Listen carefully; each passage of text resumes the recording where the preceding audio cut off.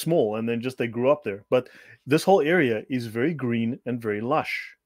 Exactly, and There's I parts showed of that that area on that's Google very Maps green. as well.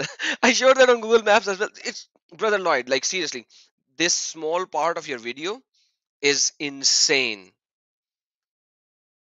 No, thanks. Excellent. Yeah. So there's every reason to start thinking that the Mecca originally is in Yemen because of also remember the moon god Makkah, right? Makkah in the Yemeni Arabic becomes Makkah in Arabian Arabic, right? So yeah, let's continue. This happens to be what Al Mahabisha looks like. You have mountains, you have all of the things that would fit Petra. Okay, everything that would fit Petra would also fit this region, as far as I know, right? Everything that would fit Petra fits here as well. Wow, absolutely. Right. Wow. So So this is what. all the rocks, all the mountains, all the valley, and the Makkah and everything. Yeah, Absolutely great. it could also fit here. It could also work here. So this could well be part of that story. So there's no reason to think it's not part of that story. Because here you've got Marib, the old capital, right? Here's Al Mahabisha, here's Najran. And so, yeah, you've got, and Sana'a is right here. So notice the old capital here, Marib, Sana'a, Al Mahabisha, and Mecca up top here. So this is all in one area. And here's Aksum right here. And the ports were down here and up here. There was a port here and a port here. So yeah, So so there's no travel, reason so that yeah, so travel, which Muhammad supposedly doing, and the trading and all that is possible because all of these things were already present.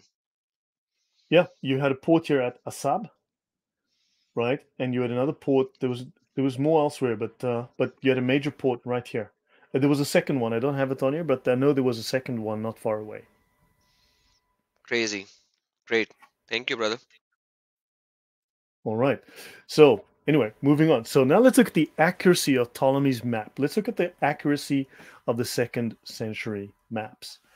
Now, notice we don't have Ptolemy's second century map. As I said, he wasn't really a map maker. He told people how to make maps. He wrote instructions for that. This is actually not a second century map. This is a 15th century reconstruction of the first map, okay, of the second century map. So this is a mid 15th century Florentine, that's from Italy, world map based on the first modified conic projection in Jacobus and Gellus's 1406 Latin translation of Maximus Planudes' late 13th century rediscovered Greek manuscripts of Ptolemy's second century geography. So it's a copy of a copy of a copy. Okay. So now other places that are actually very important to us, like Serica up here, this place here, Serica, you can't see the name, but this Serica is shown up here. This actually is also very important. This would be very important later when looking at the Gnostic, heretical slash Christian influences that entered Islam and the battle between the Orthodox Christians and the Gnostics, right? For the battle of the interpretation of the Gospels and the correct view of what the Gospels said, right? So Serica actually does feature in that battle later, and that's marked up here. But notice this guy obviously was Greek, right? So he knew this region reasonably well. But look how bad Italy looks. Look how terrible Italy looks. Italy looks nothing like that. Europe looks very little like this. Arabia does not look like this. The Horn of Africa absolutely does not look like this, right? Let me go back here to this picture of the map. This is the world. Okay, I'm going to remove the borders and labels. This is what this should look like, and you can see that this is very little. And notice he's got almost no information further south. So his information is in a very narrow band from Europe up to a little bit into Eastern Europe, and then a little bit over here in Egypt and so on, and Israel area. After that, the detail gets completely lost, and it just says here Ethiopia interior. Ethiopia interior, and then that's it. Oops, sorry, Ethiopia interior, and that's it. So there's very little to go on. And after here, he says terra incognita. Basically, here be dragons. So this map is very, very unuseful. And in modern terms, it's completely primitive. So there's no way we can say, well, this map accurately showed us where Mecca was, right? So this is again Arabia as he showed it, right? As you can see, this is Italy up here. I mean, this is a complete joke, right? And you can see here, this is what Italy actually looks like with Sicily. So you can see that the dimensions, the angles, everything is completely wrong. It's off by hundreds of kilometers, right? And here is what Arabia looks like with the Horn of Africa. And here you can see an actual image of Arabia with the Horn of Africa.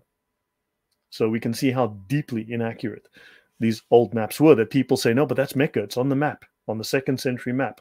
This second century map is completely inaccurate. And it is basically derived in the 15th century. Can you It's a find copy of a anything? copy of a copy. Yeah, exactly. Yeah. And yeah, so yeah, exactly. It's 15th century. So no, it's not a reliable map. This is another map. Look how bad this one is by But comparison as well. Yeah. at the same time, when Ptolemy talks about Makkah, does he talks about the Makkah in the Saudi Arabia in the middle, or does he talks about the He spoke Makkah of at Western somewhere? Arabia. So, Exactly. but yeah, he doesn't talk of it. Yeah, so we'll get into that. We'll talk more about that. So this is another map, 1482, printed map from the 15th century. Ptolemy's description of the known inhabited world by Johannes Schnitzer. Right, so you can see this map here again, completely wrong. The dimensions, the angles, everything is completely wrong. Right, Italy is a little bit better, oddly enough. The shape is slightly better, but still, everything's just completely wrong. Right, you can see here from a closer view. I mean, that's Italy. That's also totally wrong. This is wrong. You know, Sicily's on the left and all that. So this is partly fantasy. So this is not reliable by any means. It's a wonderful art, but it's not reliable. Oh, well, let me take this away because, yeah, let me just move this away. This should not. Uh, sin, God, sin. Actually, you know what? Let me just add this as a animation for later. Okay. So let us talk about something which will be related to this, and we will talk more about this. Okay, so let's talk about Saba, the Sabaoi, or the Sabai, okay, and the Bible. So the Sabai, now remember we spoke of the Sabaeans, they're in the south. These guys are Yemenis, they are moon god worshippers, and we said very clearly that one of the earlier 10th century Islamic historians, a very well-known historian and historian of Islam, stated that the Sabaeans were Muslims because the Islamic practices derived from the Sabaeans, these pagan moon god worshippers who worshipped Al-Makkah or Sin, and they had identical practices to the Muslims, right? We discussed that in the first episode. The Sabai are a people in the ancient kingdom known from local inscriptions as Saba, also known as Sheba. We know that the Queen of Sheba, the story of the Queen of Sheba derives from this people, and they were in southwestern Yemen. Saba is attested in Assyrian sources. It's a well-known historical kingdom. It's a very famous kingdom. In the annals of Tiglath-Pileser III, to whom the Saba Aja paid homage with gifts in 730 BC. So they go back to BC. They took gifts to the Assyrian king. In the annals of Sargon II in 715, the Sabaean Tamra is mentioned as bringing tribute. So, but now in the inscription of Sennacherib, okay, Sennacherib is mentioned in the Bible. It means Sin has replaced the brothers. So it would seem that his brothers died, and the god Sin had his mother have him as a child to replace the dead siblings, right? According to which in 685, Karabili sent gifts. Karb. Now we're back to this Karb, okay, KRB. We mentioned it earlier. So if you go to Brill's New Pauli, it says here, Assyrian, Sennacherib, okay, the moon god, Sin, has replaced the brothers. Now, there's a certain very annoying troll called, we've mentioned him before, and he wants to insist that Sin is a, that Makkah is a sun god. But anyway, Sin is a moon god, very specifically a moon god. Okay, so understand. So we've now got Sin, the moon god, has replaced the brothers. And of course, there's references to Babylon, but let's continue. The kingdom fell after civil war. So the kingdom in Yemen fell after civil war between several Yemenite dynasties, all claiming kingship, and they split into separate territories. The Himmerite kingdom arose as victors, but there was this whole tumult going on at the time. Now, this group were traders. They're mentioned in Jeremiah and in Ezekiel, and in Job 1:15, they're described as a rival nation of Israel. These Yemenis are described as a rival nation of Israel, enemies of Israel, in fact, due to their religious differences. So they wanted to wipe out the Israelis. In Isaiah 45:14, they're described as a people of great physique. In Job 1:12-15, we see that the Sabaeans are used by Satan to attack and enslave Job's family after killing their servants. And the Lord said unto Satan, Behold, all that he hath is in thy power. Only upon him Only upon himself put not forth thine hand. So Satan went forth from the presence of the Lord. And there came a messenger unto Job and said, the oxen were plying and the asses feeding beside them. And the Sabaeans fell upon them and took them away. They have slain the servants with the edge of the sword, and only I am escaped to tell thee. So these people, biblically, were servants of Satan. And they served Satan to be part of the affliction upon Job in the Bible. So these people are clearly anti-biblical, anti-Jewish, anti-Israeli, anti-God, basically the God of the Bible. Your thoughts, Adam? No, brother, you already connected it with the Bible. So, quite frankly, I have very little to say today. Okay, right. So the Sabaeans are believed to be Muslims. We spoke about that earlier in episode 1. This, according to Muhammad Shukri al-Alusi, we mentioned his and we read through the very detailed rulings, laws, and practices. They had the same number of prayers. They had the same laws. They had the same rulings. All the beliefs, everything. So, who compares the Islamic religion to that of the Sabaeans? In his writings, Muhammad compares the two beliefs, and they are similar in most practices. Right? The Sabaeans were practitioners of many elements of the religion of Abraham. So now we know that these Sabaeans were practitioners of the religion of Abraham, the original religion of Abraham. We know from Jewish texts that the religion of Abraham was Sabaeanism, the worship of moon god. The Sabaeans worshipped the moon god Al-Makkah, and according to Maimonides, Abraham, before he worshipped the one true God, he was a worshipper of the moon god. His father was a worshipper of the moon god. His father was named after one of the moon gods. Terah was one of the names, of course, of the moon god. So now his entire family were involved with moon god worship. Abraham broke away from that. So, and then he worshipped the one true God. And he's sort of the founder in that sense of Judaism.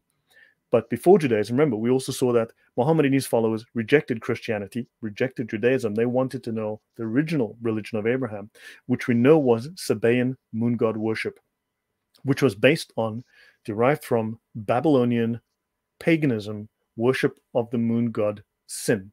Your thoughts, Adam?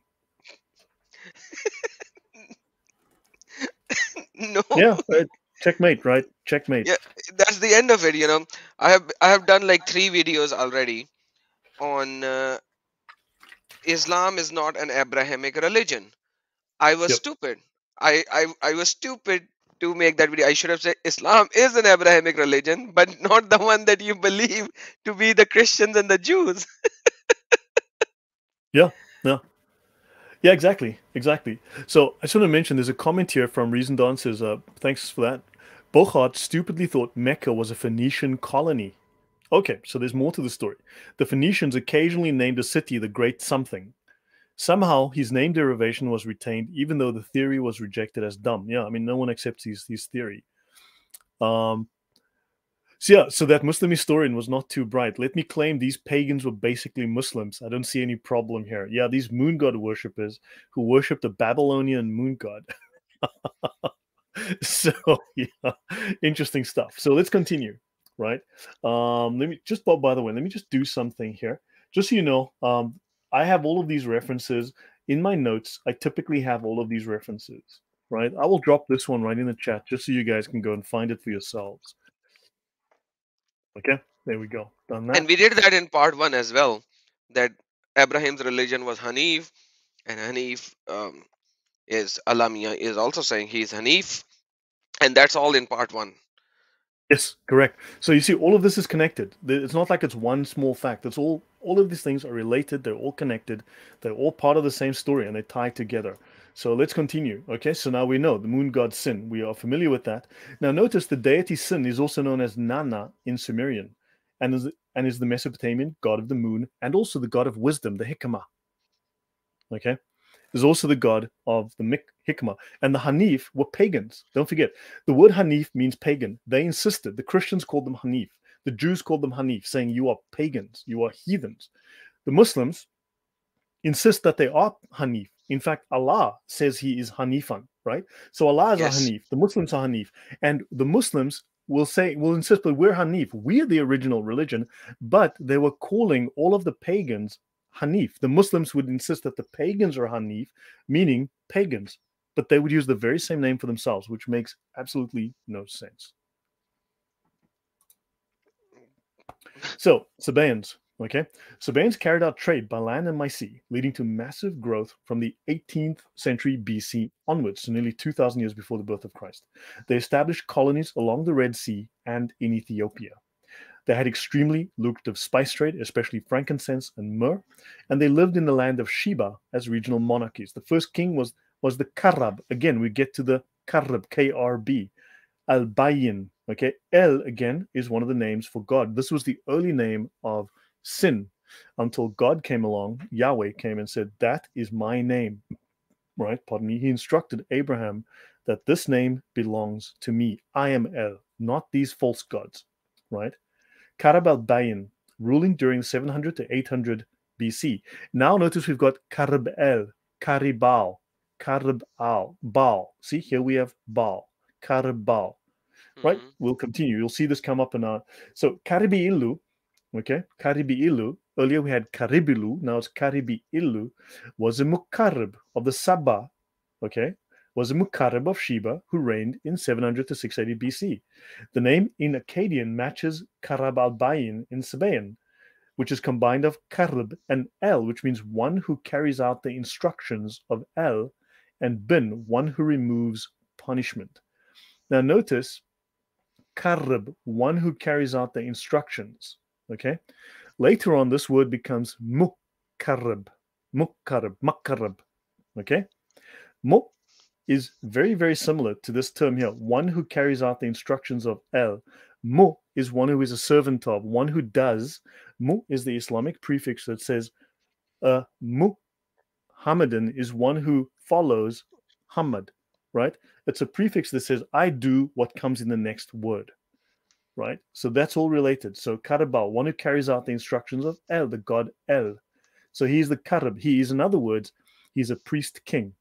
But these priest kings are not just priest kings, they're also warrior priest kings. They are people who must go to war because these moon gods are war gods, right? These moon gods are war gods. They have to carry out jihad. Okay, I'll continue. Now, the best known in context, now, Queen of Sheba and the Caribs are best known in context of the story of Solomon and the Queen of Sheba. We're not going to get into that at all. That's a whole story as well. Various writers have also cited this narrative. The Assyrians speak of it, the Greeks and the Romans in the 8th century speak of Solomon and the Queen of Sheba. Sabah is mentioned twice in Quran, chapter 27 and 34, and as the people of Tubba, Qaum Tubba, in Quran 44 and Quran 50. Right? So they are well known. So they're in the Bible. They're also in the Quran. Okay, okay. So, yeah, for Go sure, back, go back, go back, go back, go for sure. back. You actually said that they are the ones who do war battles. They are warrior priests. They are priest kings. They are the Karibs, the Mukaribs. You see eventually the word becomes Mukarib. They are priest kings, but they are technically warrior priest kings, Okay, which okay. should remind you of someone. Yeah, yeah, yeah, yeah, yeah. So let's look at 98.5. It just reminded me of that because you were talking Sure. about Hanif. So the plural of Hanif is Hunafa. حنفاء. Hunafa is the plural of Hanif. In the English translations, they always say upright or true or inclining towards truth and etc. etc. But the Hanif is singular and Hunafa is plural. Look what the translation is saying. Look what the Arabic Quran 98.5 is saying. And they were not commanded except to worship Allah, mukhlisin, sincerely to Him, Hanifan or Hunafa, and to establish prayer and to give zakah and that is the correct religion. And that is the correct religion. You see what's happening over here. Hanifs are And the pagan. Yeah, Hanifs are pagans, and they are the ones who are called to be to do this, right? So when we look at this, we can actually go to 2231 as well. And you know where what happens 2231? It goes into a great issue. So let me go 2231 now. Look what sure. happens. 2231. Check this out. I have shown you Hanif, Hunafa. Hunafa is what? حنفاء. Is the plural, right? And there they say inclining to Allah, but it is actually Hunaf Allah. Allah is Hanif. Allah is one of the Hunafa. Allah by himself One becomes of the Hanif. Hunafa. Yeah, One it's of the. Hanif because Hunafa is plural. It's not singular. Hmm. If it would say Hanif, then it's singular. Inclining to Allah. What do you mean by inclining to Allah? Hunafa, we already saw, it means uprighteous. So you can actually translate it in a different way, maybe.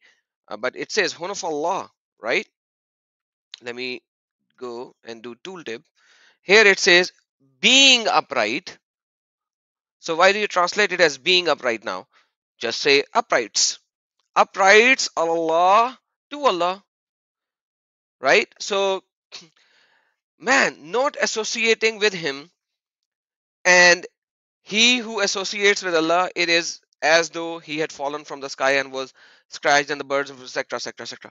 But like, you see how crazy it is? Well, so those who incline to Allah. Now notice El was the. Remember, El even goes back. El was the original name for the main god, El, right? Hmm. So they were inclining to Allah. These people were inclining to El. This is the ones who carries out the instructions of El. In other words, they submit to El. You see, they submit to El, the one who carries out the instructions, and he makes sure that everyone else does it as well. Man, wow. Oh, Right? Reasoned Answers says something very interesting. Notice how many historical sources speak of Sheba and the contrast of the fact that none talk about Mecca. yeah. So, yeah, Sheba is well known. Mecca is not known. Mecca is mentioned what once in the Quran, once. So now let's go. So we're going to tie. Look, we're going to be going a few places and tying a few things together. Now let's look at. So going back to some things we mentioned in previous shows, right? You have to watch all the shows to put all the pieces together. It's so much data. But the word mikrab, the word mihrab, makaraba. Now let's have a look. So now we figured out where makaraba is, right? We figured out where it is. Now let's start talking about the what it is. Okay, what is it? Okay, so Hmm. mihrab. Okay, this is from the Encyclopedia of Islam. Okay, plural maharib, maharib, makarab. Okay, now you could, if depending on how you pronounce this H, that could also be makarib, mikrab, mahrib, right? Understand? The words are very similar. The sounds are very similar. This is the prayer niche in the mosque, the mihrab, indicating the direction of prayer. It is made up of an arch and the supporting columns, the pillars. Remember, we spoke of the Yemenis? They worshipped the moon god and they had pillars. And Abraham was told to stop worshipping pillars and to destroy the pillars. Remember that? Yes, Well, yes, brother, and can I go back? yeah, Can I go back? sure. I'm so sorry. I'm Please still do. stuck at Hanif, and I'm still Please go stuck on. there It's because, all like, related. yeah, yeah. Hanif, Makara, they're all the same. It's all the same things. Okay, go on. This is 679. Chapter number 6, verse number 79. It says, indeed, I have turned my face. Inni, somebody else is speaking. Allah is not speaking. Somebody else is speaking over here. I have turned my face, myself, towards He who created Fatras Samawati wal Arz, who created the heavens and the earth. Now, here there is no comma, but they have to add comma over here because here Hanifan, again, Hanifan. Hanifan. How do they translate Hanif now over here, brother? A As a true true, monotheist, that's getting interesting. right? Why do they have to do that? Because now they have to say that the person is actually a true monotheist or he is converted. But here it is Allah. Here it is Allah, the one who created the skies and the earth. Hanifan. He is Hanifan. And then it says and Wama is and I am not a mushrik. So I have turned my face towards he who created heavens and the earth, Hanifan, who is Hanif, and I am not one of the ones who towards associate others with. I'm not a mushrik. So, brother, this Hanif, this concept of Hanif is deep. There are I think 10 or 12 verses in Quran which talks about Hanif. It or should mean the Hanifan. religion of Abraham. It should say the religion of Yeah, Abraham. three times. It says three times it's religion of Abraham, because this is in Quran chapter number 2, verse number 105. We showed that. Um, Quran chapter number 3, verse number 95, as well as we've seen, 4, 125, and then so on and so forth. So, but like Allah Himself could be Hanif. Like 6, 161 is also Abraham, who is towards the Hanif. But Hanif is basically Allah. By the way, it's one of the names of Allah as well, as you know already. Um, Man, that is crazy. So That is Allah crazy. follows the religion of Abraham? That's interesting because if it's not Christianity, not Judaism, then it's the moon worship of Abraham. Yeah, let's look 16:120. It says um, that indeed Abraham was a leader, okay, devoutly obedient to Allah, Hanifan, and then again, now Hanifan is again upright. Now again, Hanifan is upright, but Why let's do go they back. change it? Yeah. Because they want to deceive all of you guys. Now it's true monotheist. Here it is, true Upright. monotheist, upright, true monotheist, and then upright. It's crazy. They don't even know what they are doing. Interesting. No, it's a propaganda. It's just propaganda. We discussed Hanif in the last show quite in depth. And again, in the first show, we discussed one of the very earliest things I spoke of was the pillars. Now you've got the makraba, okay? Mik, the mikraba, right? Think about it. Hmm. So, okay. So you've got the supporting columns. Now notice all of these mikrabs, many mikrabs, you can find plenty of photographs of the mikrabs with supporting columns, columns, and columns, right? And column worship was something that Abraham was guilty of when he was a pagan moon worshiper. And columns was one of the ways. And the Yemenis had columns. They would have multiple columns at their temples. They worshipped columns. That was the symbol for their god, was the columns, right? Amongst others. And it gives the impression of a door or a doorway. Okay, so now you've got these supporting columns. So this again is a very pagan symbol that's held over from that kind of worship. I'll continue. Now let's have a look. Okay, the Kaaba. So outside of the standard narrative, the Islamic narrative, nothing is known of the Kaaba's history. But we do touch on that. We have spoken about it, and I will be talking about it in the next show in much more depth. The only reason for presuming the Kaaba was in existence in the 2nd century is the mention of Makkah as Makkaraba by Ptolemy. Now, this is in the Encyclopedia of Islam, Volume 4. Now, this flaw, based on this 1646 error by Bochart, right, has become common knowledge, but common false knowledge. It's a mistake. So even these really good encyclopedias commonly state this as fact when it's not true. Ptolemy never said it was Mecca. Bochart in 1600s, in the middle of the 1600s, identified it as Mecca, and he's known to be wrong. His fact is known to be false. Okay, so understand. So we need to be aware of errors like that. If you look at the Concise Encyclopedia of Islam by Parinder, little is known of the history of the Kaaba outside of Islamic tradition. But there is reason to believe that the shrine was an active pilgrimage site as early as the 2nd century. The geographer Ptolemy calls the city Makoraba, with the significance of mikrab or temple.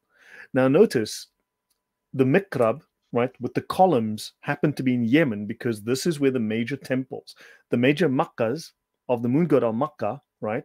Everyone would go to worship the moon god al Makkah at his temple, which were known as obviously shrines, known as temples, known as mikrabs, right? So this is, and they would go there to worship the columns, right? So he's wrong about Ptolemy calling it Makoraba in the 2nd century. But interestingly, he says here, because Ptolemy said that Makoraba had the significance of Mikrab. So the word Makoraba could be a westernized could be a westernized, a Latinization of the Arabic word Mikrab, which actually comes from Ethiopian. The term Mikrab comes from Ethiopia again, right? So you've got Mikrab, which could be just had been transformed into Makrab, Makoraba, Makrab.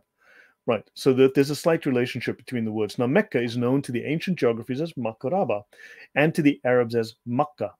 Now, Makkah is also the moon god, Makkah, right? We know this is an error. The ancient Yep. geographers did not identify Makaraba with Mecca. We know that's false. The name Makaraba means temple in various Semitic languages, and this probably referred to the Kaaba, not not definite in any way. But the question is, we know there were Kaabas in Yemen. We know there were Kaabas in the north. There were Kaabas in the south. There was more than one Kaaba. There were multiple Kaabas in Yemen. And Glaser believes that this name may have signified the same as the South Arabian or Ethiopian mikrab, or temple. So now we've got one of the famous authors, famous researchers, stating that Makoraba actually comes from mikrab, which comes from temple. And once we start looking at the origin of the term Makoraba, it's associated with Yemen. Your thoughts, Adam? There is no thought now. It's all clear. Okay. So in Arabic, mihrab means prayer niche, but originally it meant temple because it comes from the Ethiopian, which means temple or sanctuary, right? So now notice you've got the propylon. I mentioned the propylon earlier, which are the entrance into a pagan temple. You have these propylon, these columns. I showed in Jerusalem as well. You've got these columns, this fake set of columns that you enter into the temple. Why are they there? There's no reason for them to be there except that this is a pagan practice to have fake columns in front of the entrance, fake columns in front of the door. This is a common pagan practice. I discussed that in the first, so guys, go back for that. So this is a common feature of mikrabs, the fake columns, the fake propylon. I discussed that at length. So now we're going to discuss a few different pieces of evidence and then start tying this together, right? Aside from Muslim traditions, practically nothing is known of the history of the Kaaba. The sole reason for presuming the Kaaba was already in existence is the mention of Makkah under the name of Makoraba. We know this is a mistake, right? So this guy Glaser in Berlin believes that his name may have signified the same as the South Arabian or Ethiopian mikrab, or temple. The accounts of the campaign of Abraha, which may have been elaborated. So Abraha, this is the elephant guy, right? Mm-hmm. He was a Christian. He traveled from Ethiopia to defend Christians in Yemen who were being persecuted. The accounts of the campaign of Abraha, which have been elaborated with legendary features, also suggest the existence and worship of the Kaaba in the 6th century, but tell us nothing of its appearance or equipment. So there's the story of the Kaaba, but where was Abraha? Well, Abraha happened to be happily in Yemen. Yemen, yep. Even Ibn Kathir says that. Like, it's not us who's saying that, or it's not the non-Muslims saying that. It's Ibn Kathir. Yeah, and He guess talks where he about it. was? Abraha was in Marib. Marib was the capital, was the pagan capital that they conquered, they took over, and there were 3 major temples to the moon god Al-Makkah in this region. One here at Sirwa and one at Marib, and a third one in this general area. So understand his capital was here. This was the Mecca. Wow. So that's why he doesn't have to travel like 1,000 miles. He's just Yes. there. Yeah, he's right there. He's literally in Mecca. Or he's at the Makkah, right? If you want to look at it that way. If you're looking at the moon god Makkah, he's right at Makkah. So understand. So we know that Abraha, right? And he happened to be right there. He spent most of his time in Yemen, right? Or all his time. So Abraha is also spelled Abreha. He flourished in the 6th century, right? So that's in the 500s. Now, isn't that odd? Hold on, the 6th century. I thought we're dealing with this 570. So okay, no, that would be correct. So that's correct. But he was the Ethiopian Christian viceroy of Sabah, Yemen in southern Arabia. Okay, fine and well. He was a zealous Christian. He is said to have built a great church at Sanna called Al-Kulais or Ecclesia to compete with the Kaaba at Mecca. So he built a great church to compete with the Kaaba at Mecca. Now, I will discuss in the future that the Kaaba, the Kaaba in Mecca, the one we have today, was originally built as a church in the Ethiopian style. The Ethiopians would have churches that were built wood, stone, wood, stone, wood, stone, layers of wood and stone. And originally, the Kaaba was built of layers of wood and stone. So it was originally, it seems, an Ethiopian church. Right? Oh my goodness. And secondly, you need to realize one thing. The church in Sana, why would he build it 1,000 miles away?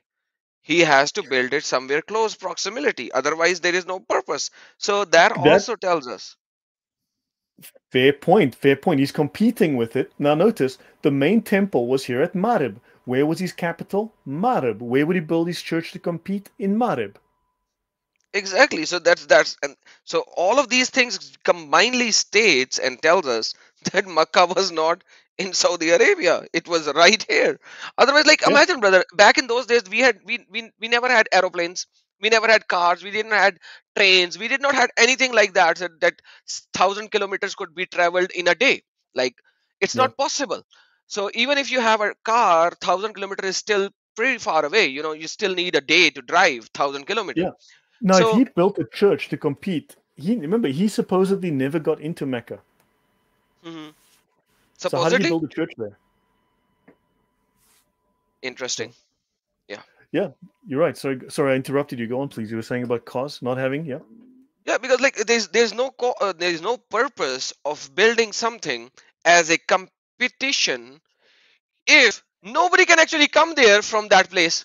You see what I'm saying?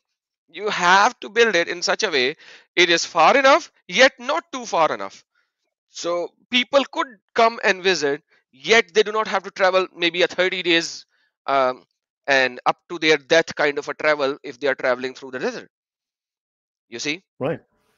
And the distance to Mecca is 896 kilometers. So You 900 kilometers difference. you are taking a straight In, line. Nobody can travel in a straight line, even back in that's those also days. true. Yeah, so yeah, 1,000 to 1,200 kilometers if they are traveling through well to well, and they have to travel from well to well, and hence they cannot simply travel in a straight line. That is also very true. Yeah, that would take 20 something days to make that trip. So, uh, right. So, Abraha, he repaired the principal irrigation dam at the Sabaean capital of Marib. The Sabaeans were very good at making dams, and in fact, this dam breaks, and it's basically it's mentioned in the Quran that this dam breaks and it destroys the city there, it destroys the area because the dam is broken.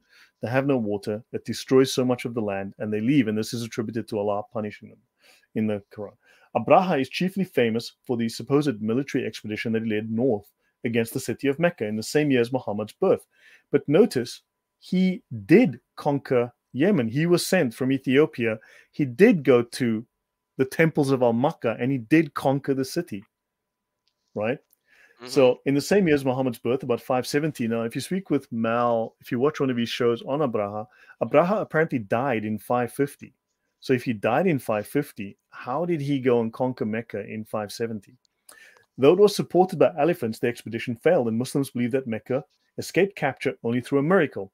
Abraha's rule apparently ended in 575 when the Persian Sasanians invaded the region and brought the Sabaean kingdom to an end.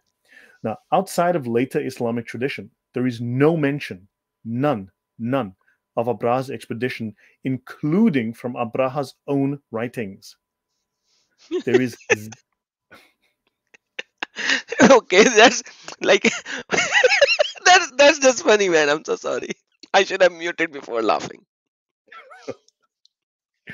yeah, so understand, there's no record of it, nothing outside of the standard Islamic narrative, which is clearly false on this issue. It's myth. Clearly, it's myth, right? I'll continue.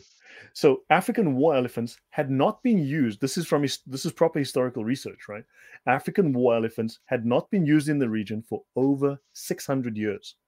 It is also difficult to explain how Abraha would have gotten hold of African war elephants in Arabia. Furthermore, Quran 105 appears to be appealing to traditions from the book of Maccabees and not referencing any expedition on Abraha's part. This is a discussion from another scholar who says, look, I'm sorry, but there were no elephants in that region for 600 years. Where the heck do these elephants come from? Right? And this seems to be taken from a story in the apocryphal Maccabees, right? This is deuterocanon, okay? This is secondary canon. This is not canonical gospels or books of the Bible, and it's not referencing any expedition on Abraha's part. And Abraham writes nothing about any such expedition, right? And then the story gets more interesting. Let's talk about the white elephant. So the lead elephant was a white elephant. So of the elephants, and apparently he had 6 elephants. Okay, he had 6 elephants, and this white elephant was known as Mahmud, which you'll see here. Mahmud is simply a contraction. It's a nickname for Muhammad. So Abraha owned a Muslim elephant called Muhammad. And this elephant is said to have stopped at the boundary around Mecca, and this elephant refused to enter. So the white elephant called Muhammad, stopped at the boundary of the city and refused to enter the city where Muhammad was born. Isn't that just a crazy coincidence, Adam? I have never heard about Muhammad to be the name of the white elephant, but I know about the story of the white elephant. Where did you get this word Muhammad as the name of that white elephant? Mahmud. His name is Mahmud, but you can see here the in Mahmoud. the Yeah. Okay. Fair enough. Muhammad. You see MHMWD. This is like the without the consonant, the consonantal root here. Yeah. The elephants did not want it to go in because the elephants knew that this is bad. We cannot go and attack Makkah. Yeah. All that yada yada yada story. It's insanity. I mean, just like so, he just happened to be named after a certain prophet. So now, archaeological discoveries in South Arabia suggest that the year of the elephant may have been 569 or 568, as the Sasanian Empire overthrew the Aksumite rulers in Yemen around the year 570. But according to Muhammad Assad, this surah. So now let's talk about what happened. Remember that the birds are supposed to have dropped stones on these elephants, right? And dropped stones and killed the soldiers, right? Yeah. So Mashallah. stones killed the soldiers. Let's have a look. So, according to Muhammad Assad, this surah does not describe birds literally carrying small rocks. Referencing al Zamakhshari and Fakhr al Din al Razi, he states the words used, namely the stones of Sijil, Hmm. denote a writing, something that has been decreed by Allah. So, in other words, the birds didn't drop stones, something happened that was decreed by Allah. He explains that this decree by Allah was a very sudden epidemic outbreak.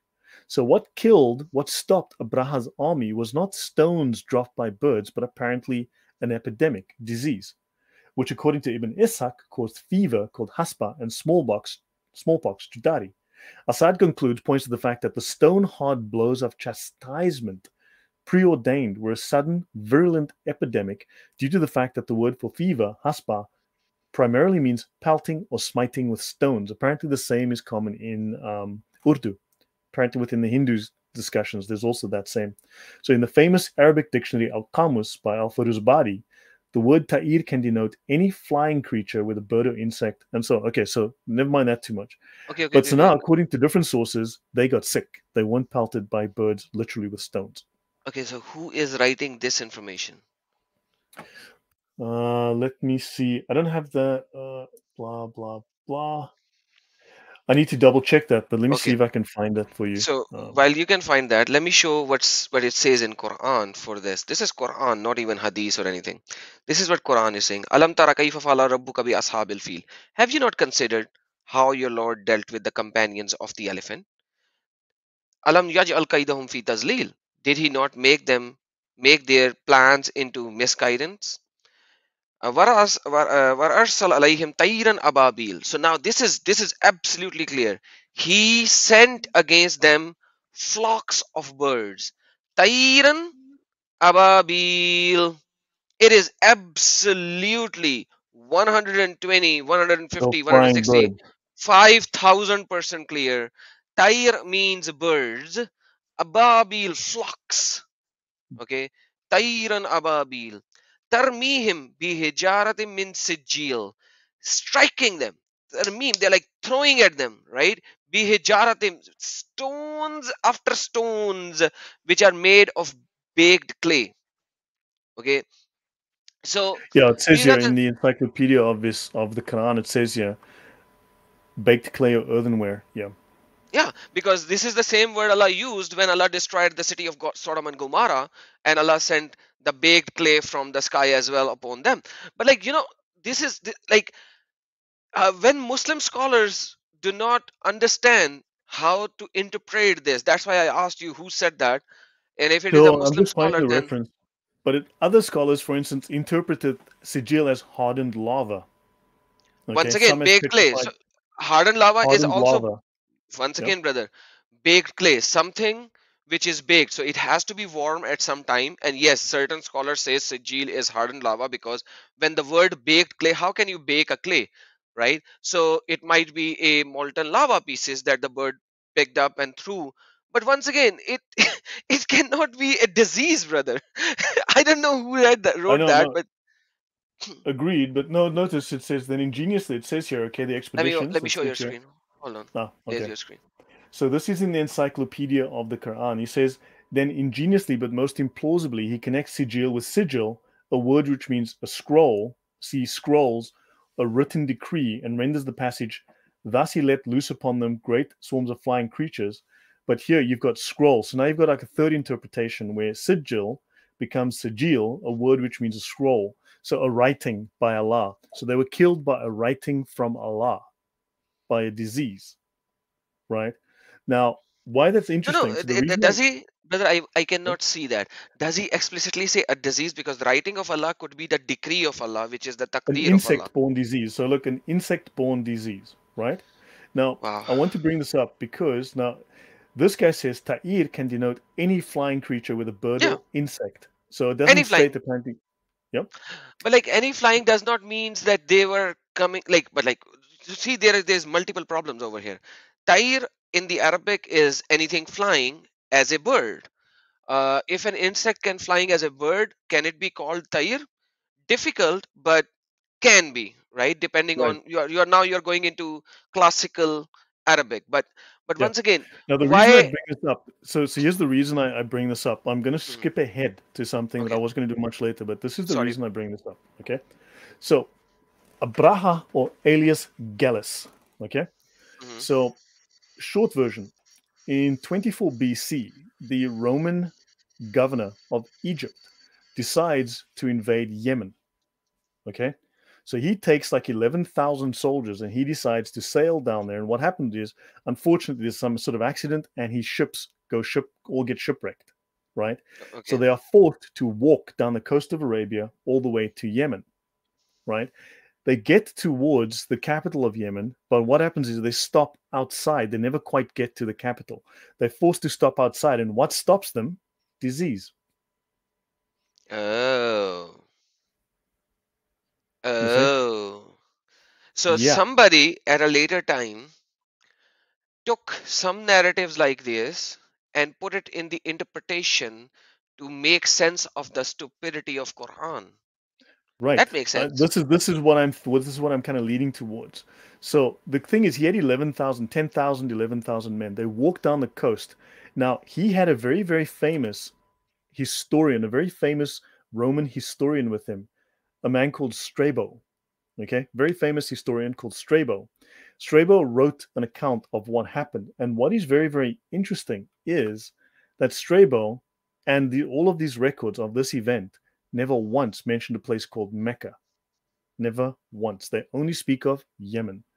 They march all the way down the coast and they only get to Yemen. They never speak of any place along the way. Interesting. Interesting. Wow. Okay, so anywho, now in a Shia hadith in Al Kafi, Imam Ali was born in the 30th year of the elephant and died in after Hijrah 40. Some scholars have placed the year of the elephant 1 or 2 decades earlier than 570, with the tradition attributed to Ibn Shahib al-Sukhri in the works Abdul Razak al-Sanani, placing it before the birth of Muhammad's father. So now we've got other problems because there are earlier works in Islamic literature which historians and us say, hold on, this thing happened 10 or 20 years earlier, or even before the years of Muhammad's father. And the one event closest to that would be the story by Elias Gallus.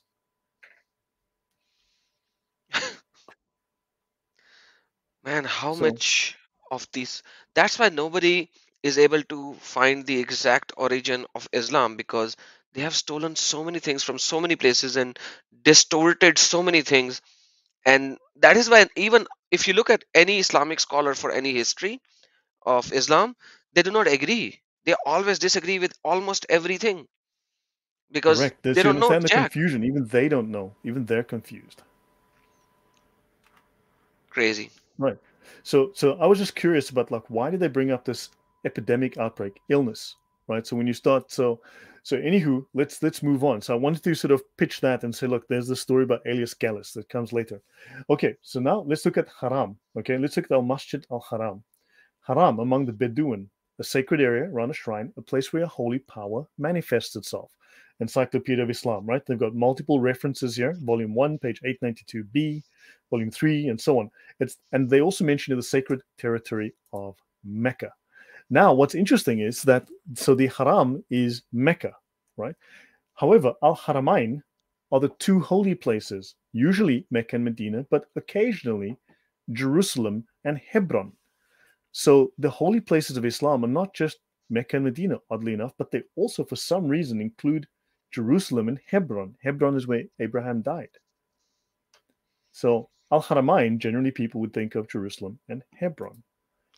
So Uh, I have yeah, another question. Hebron, that's not Islamic to be where Abraham died, right? no. So he died in Hebron and he lived in Bethel, Beit El, which is exactly the same as in Islam, Beit El, the house of Allah, which is what they call the Kaaba, the house of Allah, Beit El. So But Hebron is just south here, where he close to Bethlehem, if I recall. Let me just go to Hebron. so So so this is so where so he so died.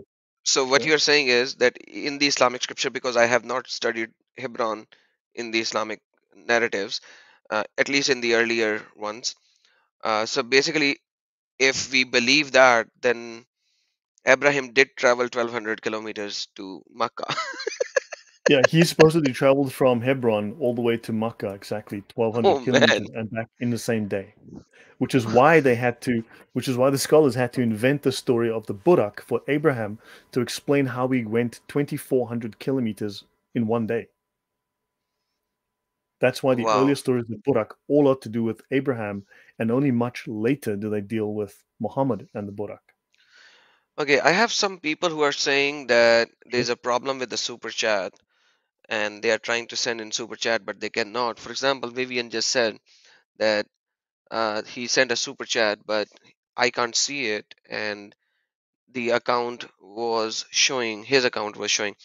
So I'm sorry, Vivian, I have no idea what happened to YouTube. It's a YouTube problem. And if the account, your account has shown it, it's in processing and it might revert back. If it does not, you can, you should call your bank or whatever credit card you use. So I'm sorry, it's more of a YouTube issue. Quite frankly, I'm so sorry. I can't do much about it, and I would recommend everyone for the rest of the video today not to send a super chat because seems like we have a problem. So, and by the way, everyone who would like to support me, my work or Lloyd's work, they can join us in Patreon. My Patreon link is in the descriptions, and obviously, Lloyd, your Patreon link should be in the description of your videos as well, correct? If you go to my videos, I have a description. You can, yeah, if you'd like to, if you like what I'm Yeah, doing. Thank please. you.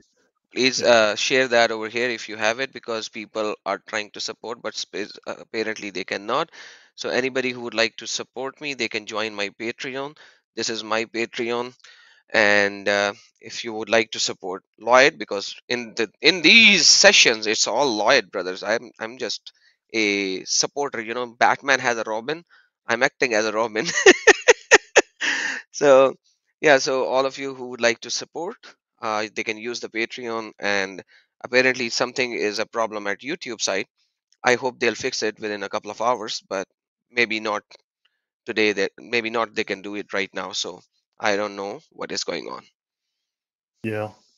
Yeah, reason Lance has just mentioned, it is interesting to note that the word haspa, which according to some authorities signifies typhus, the disease typhus, primarily means pelting or smiting with stones. But the idea of also when you have smallpox, you have little dots, little stones on your skin. So there's some confusion about whether they mean stones from smallpox or whether it's, and these Muslim authors literally said, hold on, but this is stones that were dropped on them. Understand? So was it disease? And then they embellished the story. They decided to just add all these details and make it into, well, Allah said, look, these birds are going to drop these stones. What birds? You know, so understand this is where this may have come from. Okay. So Amazing, now, amazing. okay, in Surah 4, verse 125, in which Abraham is described as Hanif, it is stated that God took him as a friend. Allah took him as a friend. Okay. And hence, there's the later designation of Hebron, the alleged burial place of Abraham, as Al Khalil. Okay. Now, that's Al within Khalil Islam. simply means the friend, right? Yeah. Now, but notice, now here's the thing. So Muhammad is Hanif. Okay. Okay. Allah is Hanif, right? Abraham is Hanif. But now let's have a look, a little problem with that. So when we go into the history, we find out it was not until after the Hijrah. Okay, so the Hijrah happened when 632 thereabouts, if I remember, 630. No, 622. 622. So Yes, it's not until 632 is after. when Muhammad died, Right, FYI. yeah. So That's why those are you the, might yeah. remember this date. So So it's 10 not years until before. Yeah, sorry. so it's not until after 622 that Muhammad, on the occasion of his argument with the Jews, when the Jew says, "You're talking nonsense, buddy, get lost." So it's only after the Jews reject Muhammad that he then says that the Old Testament patriarch Abraham is a Hanif. So the story of Abraham being Hanif doesn't come up until after the Jews reject him, and then he makes up the story. And only then does he say that Abraham is the first Muslim, and only then does he then make up the story that together with Ishmael, the ancestor of the Arabs, he built the Kaaba. So this story only comes after 622. Why did Muhammad not make this tale before? Because he just decided to plagiarize Ishmael, plagiarize Abraham. Wow. That is so basically for the first 30 years of Islam, he did not talk about Abraham to be Hanif or to be Muslim. No, he did not. He just said it in the last 10 years. Yes. Yeah. And then this somehow made Abraham the most important person of Islam before Muhammad, right? So somehow now, this is how and when he connected himself to the Abrahamic religions. He made it up completely. It's completely made up. It's not an Abrahamic religion. He simply said, oh, by the way, Abraham is a Hanif. Abraham was a Muslim. Ishmael was a Muslim. So by making up this story, Islam was able to claim priority over both Judaism and Christianity by making up this entire story after the Jews reject him. Your Just to comment? add, just to add and connect. In the Bible, you will not see God calling Abraham, come to my religion. In Islam, Allah says that I have chosen this religion for you. This is the best religion in the eyes of Allah. Multiple verses. But if you look at the Bible, God of the Bible do not say, I have chosen a religion for you, or I have chosen you for a religion which I love. The word religion in its core essence is paganism. Like, let me repeat, nobody needs to get go on a tangent for this particular statement that I'm saying. In the Bible, God never said Yehudism is a religion. In the Bible, God never said Christianity is a religion. No. God of the Bible is very clear. He chose particular Hebrew people, and he said, come to me, I have chosen you. Just like he said to Abraham, I've chosen you, and you will be, and your son I will establish my covenant with. And come to me, I am your father. So God wanted to have a relationship with his creation, and that's what God did. And he gave us covenant after covenants after covenants, and he established covenant slowly and gradually, the completion of which is in our Lord Jesus Christ.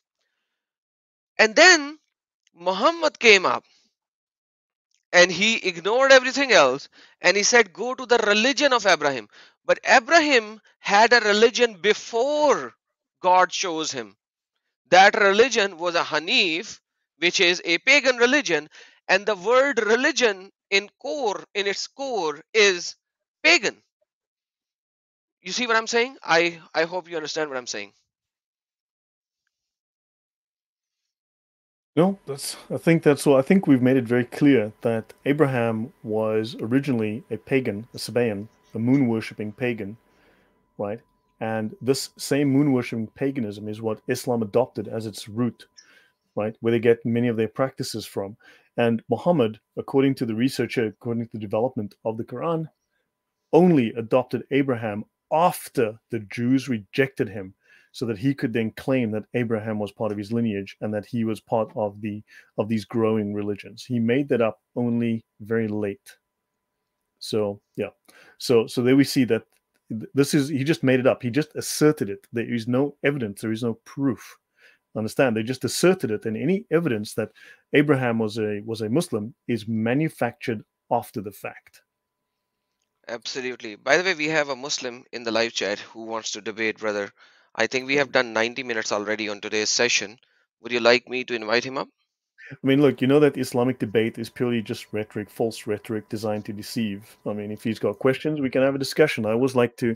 Joe Rogan has discussions. It's extremely popular. I wonder why these Muslims never want to have discussions and take questions. Yeah, let's see. Let's see if he can prove us wrong because I mean, this if is he's going to part go off three. topic, I wouldn't be very, very charmed with him. If he goes off topic, we will remove him. That's how easy it is. The topic is the religion I of was going to finish Abraham. the slide, so let me just Please. finish the slide. So, Haramain, okay, is the dual form of Haram, meaning the two sanctuaries. It is the traditional Islamic name of the two holiest cities, but it also refers to Jerusalem and Hebron. So Islam has no connection to Jerusalem and Hebron, but Haram also means pyramid, which is preeminently the pyramid of Cheops and Khephren. Now, we've mentioned before these connections to Egypt. So Haram also originally refers to pyramids. And we'll learn later on how some of the groups that they are related to used to make regular pilgrimages to Egypt. So now you've got this again, this connection to the original gods that came from Egypt. Okay, so I'm not going to be able to finish the story of Muqarrib, which is very, very interesting to explain the whole what is Muqarrib, but fine, bring him on now. I guess at this point we can Oh, stop there. Mukarreb is very good. I will next time if it is Mukarreb, I will gather all the uh, Quranic verses Yeah, on Mukarreb and Mukarrabun. because we need to start talking about Muqarrib. Exactly, when you start talking about, because Makaraba comes from Karib. Okay, now check this out. He has been given a link and he is still babbling in chat. I don't know why. Because he has the link, he should just click the link and come up. Now I am irrelevant. Should I debate you? Though I should come and record your lies about irrelevant people like you. So why did you even say Debates earlier? take time to set up. You're supposed to have rules and a premise and a topic and you know. I mean, if he So has questions, he's welcome to come up. If he has to check take this our out. questions as well. He first said I want debate, right? And he first said On debate what? me. So Debate specify your me. topic. Forget Specify your topic. brother, forget that part. Forget that part. He wants debate, he wants to debate me, and then suddenly I'm irrelevant. Imagine how stupid, idiotic, and ignorant these people are. They demolish their own statement just like Muhammad in one single conversation. Like I did not have to do anything. He just demolished himself. Like he just simply demolished himself once and for all by stating three contradictory statements in one single live chat within less than 5 minutes. When the link is already there, it's clear. Come up. He's back. I want debate. I want Well, the look, I debate. mean, while he makes up his mind, let's just go on then. If Yeah, he's let's just go on. okay, so mu. So now we're gonna have to look at this prefix mu. Okay, so thank you, Jackie, very much. Yeah, he's such a distraction. Don't let it happen. So the word mu. Okay, so here I thought this would be very, very useful for determining mu. Moo. That's Okay, like Surah Bakara, the cow. so, so now we've got to discuss. Well, yeah, we this is very Quranic. Okay, at-tawbah, the mu. Okay, so the word mu. Now we got to start looking at some a little bit of language. Okay, a little bit of Arabic language. So the Sharia enables Muslims to bring their lives in line with the will of Allah. A Muslim is Sharia compliant, and the word Muslim contains in the Arabic definition all of its meanings. Right, it contains what it means in its definition. Okay, so the word Muslim in Arabic has two parts, which is a mu, the prefix, and the triliteral root of the word Islam. Now, remember, I have mentioned to you that I have mentioned in the past, and we will come to this in the future. Muslims will tell you that the triliteral root SLM, okay, if I go here, So so if you look at the triliteral root SLM, right, they will say that this means that means salam, okay. It also means Islam. You see the letters SLM. What they don't tell you is that the very earliest use of the term SLM is to the god Shalim, right? The Canaanite god Shalim, right? So that is the very earliest use of SLM. It actually means the worship of the pagan god Shalim. So yeah, so before Islam, before that, this is what Salim really means, really meant. Okay, so now the word, so you have two parts, the mu prefix and the triliteral root of the word Islam. That root word Islam is a verbal noun that means submission, right? So when mu is prefixed to such a root in Arabic, the resulting noun means a person who does the thing that the root word denotes. So salim, if it means submission, then a muslim is a person who does submission. However, if we look at the original SLM, meaning the god Shalim, we'll get into detail in this in the future, then this Muslim is someone who follows the god Shalim, the star god Shalim. Okay, so now you're talking about again a Babylonian pantheon, the Babylonian pantheon of gods. Now, a Muslim is one who submits, but to what? So they say Abraham was a Muslim, he submitted, but to what? The answer is vague, there's no clarity there. One who submits, but to what? Now, in theory, a Muslim, though, is implied he submits to Allah's will, which is the Sharia, the Islamic law. So, Muslim is by definition Sharia adherent, because that's what the word actually means. So, if someone claims to be a Muslim or converts to Islam or was born into Islam and he does not apostatize, then that it is reasonable to conclude that that person is Sharia compliant. He follows the Islamic law. And it is implied, okay? It is explicit or it is implied until that person tells you he does not follow Islam, until he apostatizes. So we have to assume that Muslims follow the Sharia law. Okay. The converse is also true. One who does not submit to Sharia or does not adhere to the Sharia does not meet the linguistic definition of a Muslim. All these Quran only Muslims, they are apostates, they're not Muslims. Right? So now Sharia is defined and understood by the Islamic scholars to be an all encompassing legal and military doctrinal system.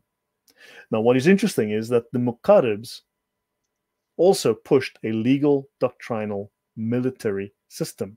It was a legal, religious, military system of government that features some religious beliefs. Interesting. So, Sharia is a legal military system of government that features some religious beliefs. It is binding for Muslims. Sharia includes a multitude of very innocent obligations, like to believe in the oneness of Allah, to pray 5 times a day, to avoid eating pork. However, jihad, as various forms of warfare to spread Islam, is a core obligation. All who are Muslim by birth or by conversion are obligated to actively support the establishment of a universal government system called the caliphate or the imamate. Prior to the caliphate, there was a different term, which we'll get into, and based on the Sharia and the replacement by means of jihad of any political system not governed by the Sharia. So, this commandment to Islamic supremacism is problematic for non-Muslims because it's difficult for us to understand a political, legal, religious system, right? So, but we need to understand that Muslim, right, is one who submits to these laws.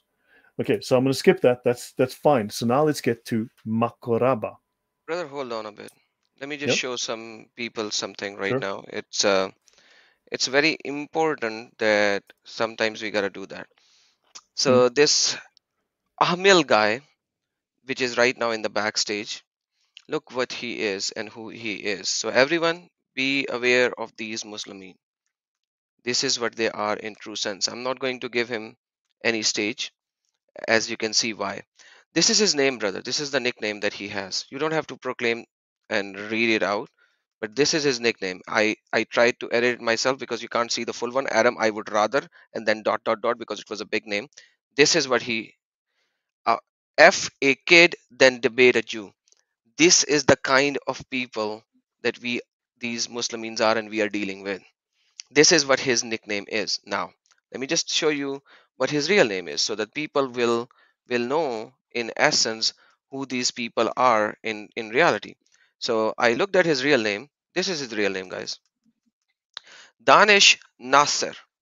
This is his real name, which I can see obviously, and I have to expose this guy who wants to f a kid. F a kid. Obviously I have to do that now. because if anybody knows this guy, then it is his duty to go and expose him. He is a filth for the humanity. He is a filth in humanity. And he is, and look, he's showing a finger, and then his name is F a kid, then debate a Jew. So, guys, remember, when you find these, if you know this guy, Danish Nasser, report him. Report him. Wow. This is what his name is, and this is what he does. This is who he is in reality.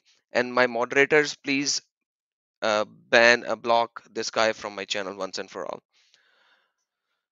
Thank you so very much, brother. I'm sorry to change the Wow. topic a little, but we gotta Shocking. show this.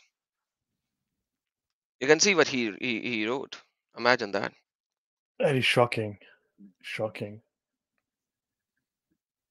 Yeah. He blew his opportunity to come up and show how smart he was, I guess.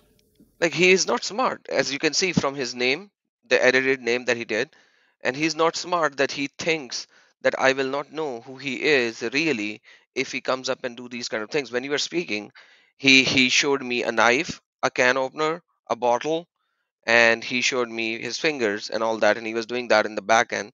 And I was like, let me just read what his true name is, but like, because his name was very vague and it was like dot dot dots, and I was like, okay, let me just see. So I clicked on edit, and that's where I see his full name.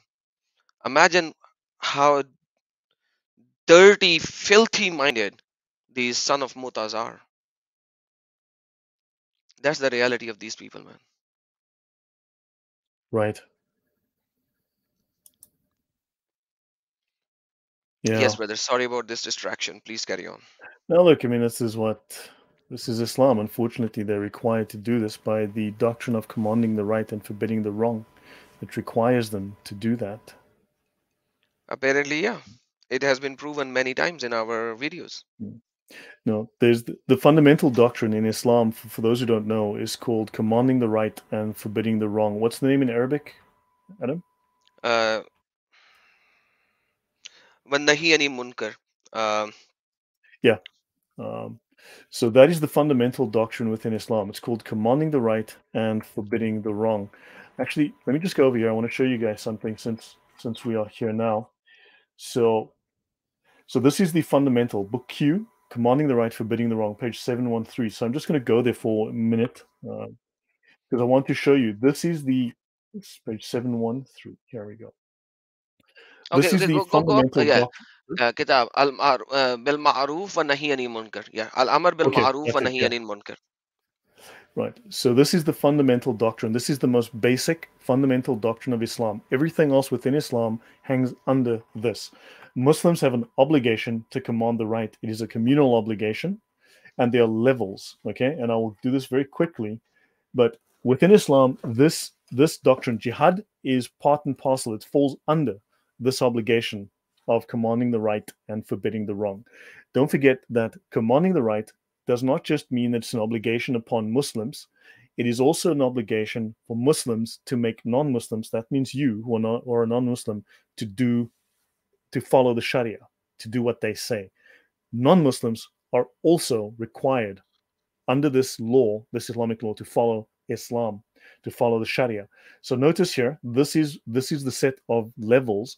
Now, these are a suggested, recommended list of levels. However, they can jump straight to the end without going through the levels. Okay, and that is interesting. You might have found him. Excellent one, Thaddeus. Excellent one. So yeah. Very possible. Okay. Yeah. So guys, understand that they are supposed to explain that something is wrong. They explain. Then they're supposed to forbid the act verbally. They're supposed to tell you to stop. Okay. Then, now look, we can go into each level here and discuss it in depth. I'm not going to do that. But there's to censure with harsh words. In other words, the instructions are they have to abuse you verbally, right? They have to use verbal abuse, right? So they can swear at you, which is what Muslims will do because it is part of the Islamic law. They're required to use harsh language.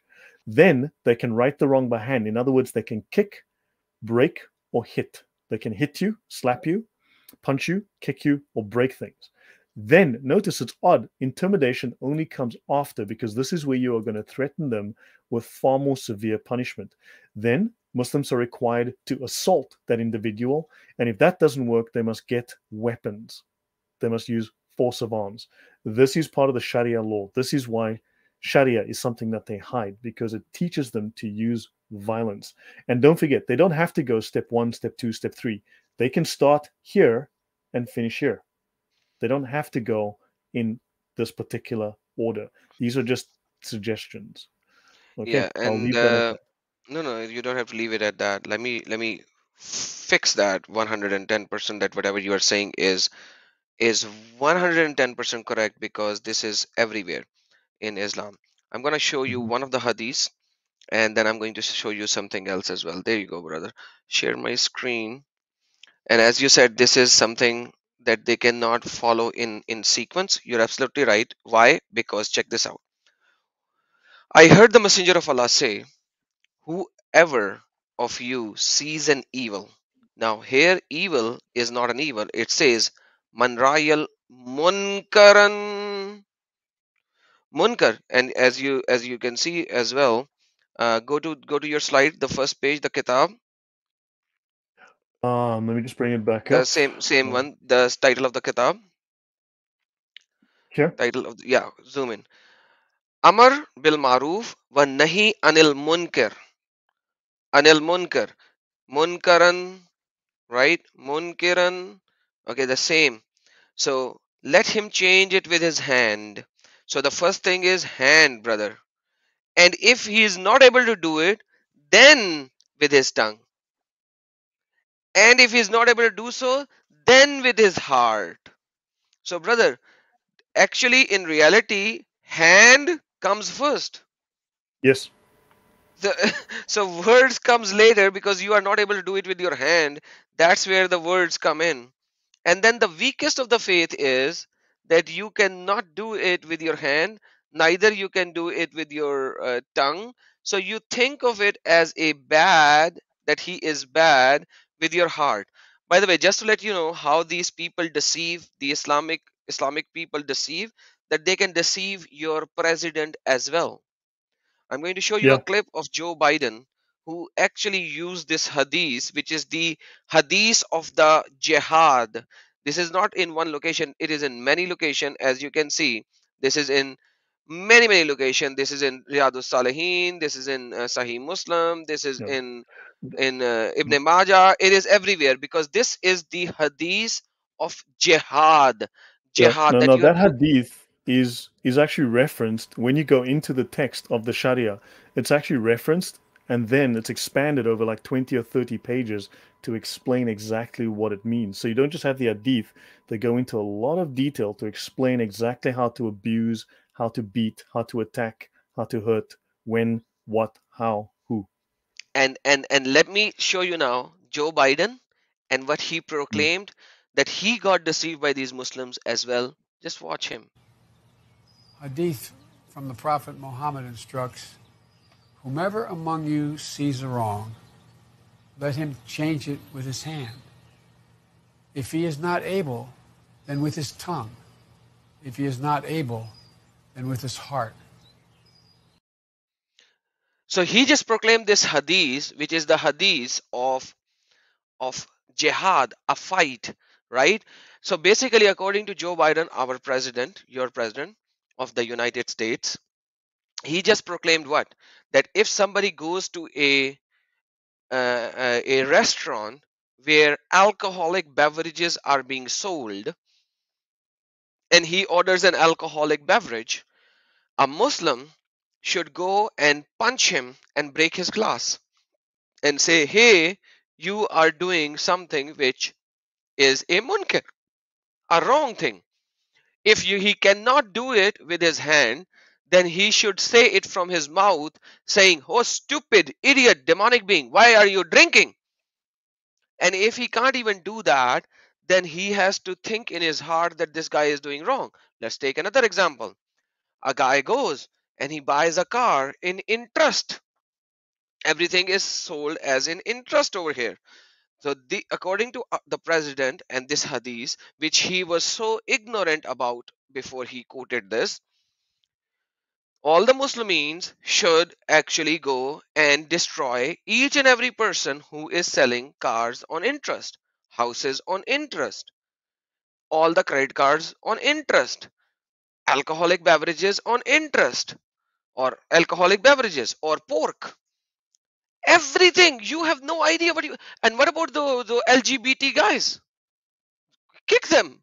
Kick them hard. Let them not be LGBT.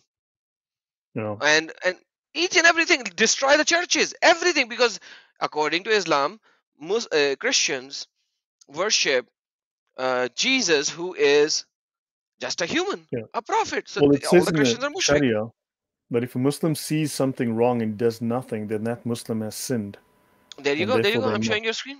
I'm And showing and your also screen. it states that, you see, the Quranic verses and the Hadiths all indicate that whoever sees something wrong and does nothing has sinned.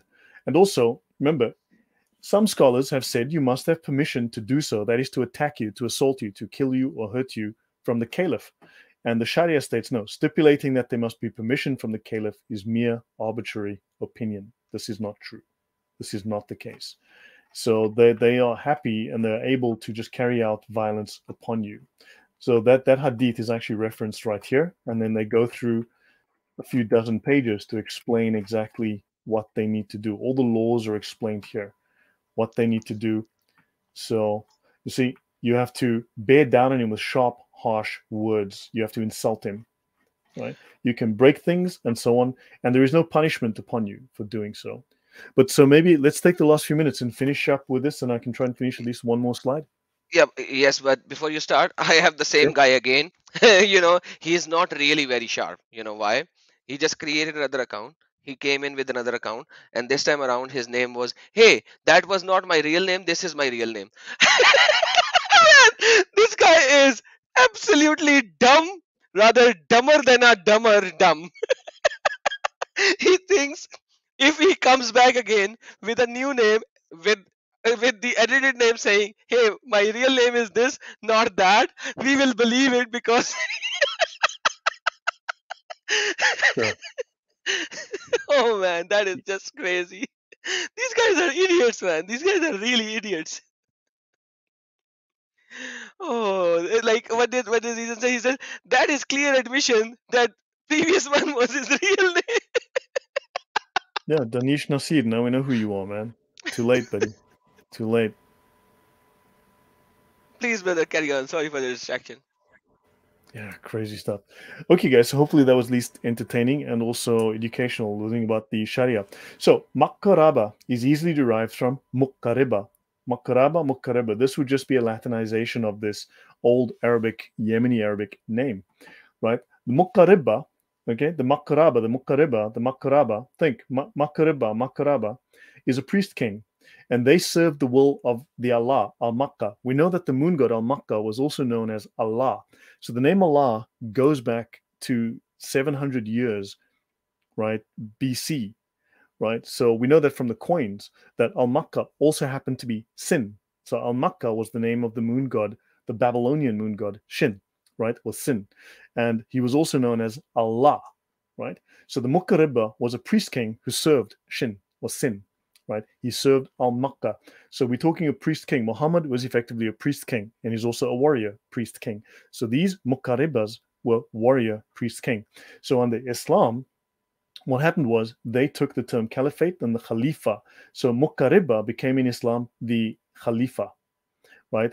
And the leader who became the Amir al Mu'minin. Now, what is interesting, we discussed this term last week.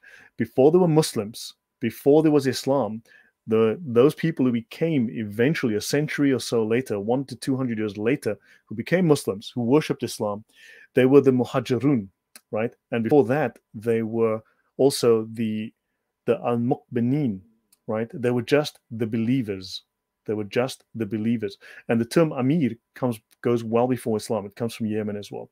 So what you've got is the al Mu'minin, the believers. Okay. And min in the Hebrew and in the Arabic means a heretic. Okay. the mu'minin, the min, would be a heretic. I discussed that. I will get into that in the future, but mu'minin, mu'min, right? One who does what is followed in the next word. The next word is min, M-I-N, which happens to be a heretic, a pagan. Mu'min, okay? One who does this thing here in the next word. So, yeah, so that would be your mu'minin. The Amir al-Mu'minin was literally the commander of the believers. In other words, a military commander. This is not a peaceful commander. This is a military commander. Okay, it's adopted by Umar ibn al-Khattab on his election as caliph, and the title was employed exclusively as the title of the caliph until the end of blah blah. Now let's look at the Amir al-Muslimin. This was the commander of the Muslims, which was first assumed by the Almoravids. They were a minor sect. They were a minor group under, I believe, the Abbasids. I'll get into that later. So they adopted this name because they wanted a name that was different to the major. So the major grouping was the al-Mu'minin, just the believers. Believing what? Who knows? But the believers did seem to be ecumenical. In other words, they were made up of Jews, Christians, and these unknown believers, this group of people. Okay, so there's a connection there. I will get into that again sometime in the future. But so you've got apparently Jews, Christians, and these people who were just believers, and it seems they were believers in the Tawhid, shall we say, right, in the oneness of God, right? So they were a movement that believed in that, and the term Muslimin was adopted by the Almoravids, I think, in the 9th century. So you're talking 200 years after Muhammad. This idea of the Muslims came about by this grouping that just wanted to separate themselves and give themselves their own identity. And eventually, that term, the Muslims, the Muslimin, that eventually became the dominant name, okay? And the Mu'minin became the minor name. Right, moving on. Amir al-Muslimin, a title which the Almoravids first assumed in contradistinction to the Amir al-Mu'minin. Right? So the latter title, the Al-Mu'minin, was born by independent dynasties. The Almoravids recognized the supremacies of the Abbasids, and they didn't want to arrogate to themselves this title of the caliphs. So the caliphs were called the Al-Mu'minin. So the Moravids decided, okay, we'll just be the Muslimin. But eventually the Muslimin became the title by which the whole group was known. So they established a kind of sub-caliphate with a title of their own, which was the Mu'minin. Don't forget the Mu'min, we know this as heretics. Okay? Just briefly, this slide is not finished, right? So Minin equals plural, min is singular. In the Hebrew, min is heretic. In the Arabic, a Mu'min is a believer, right? Mu is just the prefix assigning the next word to the person, one who. So min is a heretic, which is a believer. Now remember, Adam, I said with the Hanif, right? With Hanif, the Yes. Christians and the Jews said the Muslims were Hanif. You are heretics. You are pagans. And they said, yes, we are heretics. We are pagans. Now notice the Jews are saying, you guys are heretics. And these guys are turning around and saying, yeah, we are this min. We are this min, this heretic. Yeah, we're believers. We are the right believers. Do you see it's exactly the same process as happened with Hanif? Absolutely, absolutely. So I'll get into this another time. This slide's not finished yet, but I just wanted to bring that up. Now, Malik, the term Malik. So the term Abd al-Malik. Okay. So Malik, so once the term Muqarriba, the Yemeni term, fell out of fashion and a new term replaced it, a new word called the Malik, M-L-K. The Malik meant king. Okay. It didn't necessarily mean a king, a human king, a person. It also meant a god. Like, for instance, the god Baal, right? For instance, right?